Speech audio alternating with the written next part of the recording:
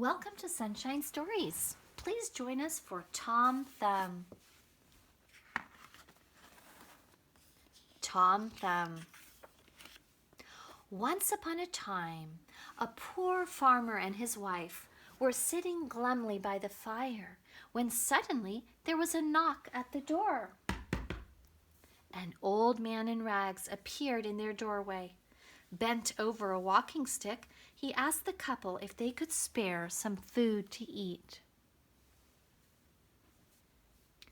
The kind farmer led the old man to the fire to warm himself, while his wife brought him something to eat.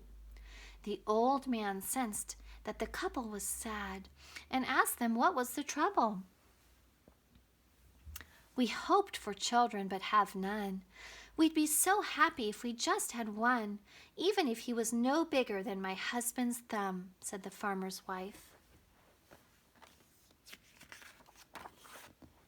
The next day, the old man thanked the couple for showing him such kindness and continued on his way. What the farmer and his wife didn't know was that the old man was really a magician in disguise who had secretly granted their wish. Soon after meeting the old man, the woman had a child who was perfect in every way, but there was one difference that really set him apart. He was no bigger than a thumb. "He must be what we wished for," the wife said. The happy couple named their tiny son Tom Thumb. Tom was so small that his parents were always afraid that something terrible would happen to him. One day, when his mother was busy making a cake, Tom accidentally slipped and fell into the bowl of cake batter. Unaware, Tom's mother stirred him into the cake and popped everything into the oven to bake. Tom shrieked. Hearing his cries, his mother snatched him out of the oven just in time. Worried that her son might have another mishap in the house, Tom's mother sent him outside to play. After playing for some time, Tom grew tired and made his way toward a comfortable-looking spot on the hay. He crept onto the haystack and nestled in for a nap. Tom's father didn't know he was fast asleep in the hay when he picked up an armful and fed it to the cows. "Ah!" screamed Tom, waking up. "It's dark and wet in here. Let me out!" Tom's father was shocked to hear the cows speak. As he listened carefully, he recognized his son's voice and pried open the cow's mouth. There was Tom! His father was relieved to see that his tiny son was still whole and sat him on an acorn to dry. Tom felt very, very small. He tried to think of a way he could show his parents that he was big enough to take care of himself. Just then, a bird swooped down and snatched him right up off the ground. When the bird realized that it wasn't carrying a field mouse, it immediately dropped Tom, and he plummeted down toward a forbidding castle overlooking the sea. Just as Tom was about to crash into the castle's terrace, a hideous one-eyed ogre appeared and caught him in the palm of his huge hand. The monstrous beast held Tom up to his eye and examined him closely. Then the ogre gulped him down like a pill. Tom had to think fast so that he wouldn't be digested. He began to jump up and down inside the ogre's belly. The ogre had a terrible bellyache and became so uncomfortable that he spat Tom straight out into the sea.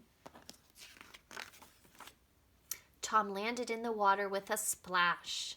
As he sank down toward the sandy bottom, a great speckled fish opened its mouth and swallowed him whole. Some passing fishermen caught the fish and decided to present it to the king. When the fishermen presented their catch to the king, something could be seen wriggling inside the fish. Suddenly, out of the fish's mouth popped Tom Thumb. The king was so delighted with his small gift that he made Tom his court jester. Tom's rags were immediately replaced with fine velvet robes. The king carried Tom in his pocket everywhere he went, taking him on hunting trips and to royal balls. Everyone was charmed by the king's tiny companion. The king grew very fond of Tom. He even had a tiny replica of his own bed made for him. It was placed in the royal chambers, right next to the king's bed. One evening at a royal feast, Tom overheard two attendants of the king's royal court plotting to rob the king. Tom was quick on his feet. He approached them and whispered, "I'm also tired of entertaining the king and would like to help you with your plan. I sleep in the same bedchamber as the king and can easily steal the key that unlocks the royal treasury. But you must promise me a third of all the riches you find." "What a perfect plan," said one of the attendants. The two swindlers quickly agreed with Tom's offer and told him to bring the key to them at midnight. That evening, when the king was sound asleep, Tom slipped out of his little bed and carefully climbed up the king's bedpost where his royal robes hung. Tom tried pulling the key out from one of the robe's pockets, but it was much too heavy. He pulled with all his might until both he and the key flew backward onto the floor. Thankfully, the key landed on top of Tom without waking the king. Hauling the key with all his strength, Tom snuck out of the royal bedchamber, through the hallway, and up the tower steps past a sleeping cat. It was quite a way for such a small boy. At last, he reached the treasury door where the two schemers anxiously awaited the key. When they saw Tom, they grabbed the key from him and hastily opened the treasury door. When they swung open the door, the royal attendants were very surprised by what they saw.